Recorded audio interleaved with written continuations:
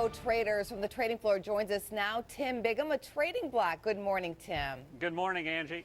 We want to know, when is the best time to sell off on a stock? So many people who watch this show are holding stocks for the long term. But is there a signal that traders watch for as to when to actually take some profits? Yeah, absolutely. I think sentiment, is always the case. The old Warren Buffett kind of analogy, sell when others are greedy, buy when others are fearful, certainly applies. So when the market's going straight up like it seems forever, usually in hindsight seems to be a great time to be selling it. You can look at, such things as relative strength getting, overbought.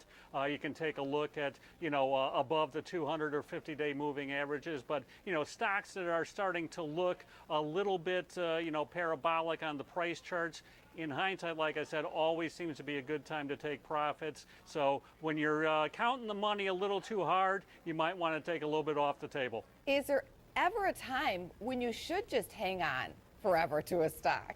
Yeah, it really depends on, again, your holding period. Again, to use Warren Buffett, his holding period is forever. Obviously, tax implications, talk to your financial advisor about all that.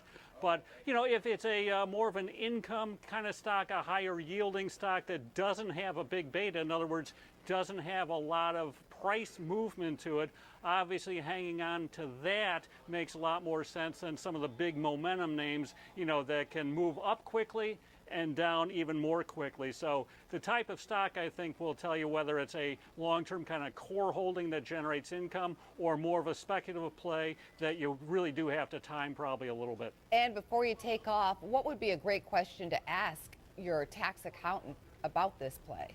Really, there is some, tax selling that makes sense. So if you have some losses, that you've already realized, harvesting some gains, might make some sense. So again, I think, take a look at, what it looks like from a taxable event. And if it makes sense tax-wise and the stocks, kind of near the upper part of the trading range, probably might not be a bad time to, get the best of both worlds and take a little bit off the table at that time. Tim, thanks for helping us out today. You bet. Thank you, Angie.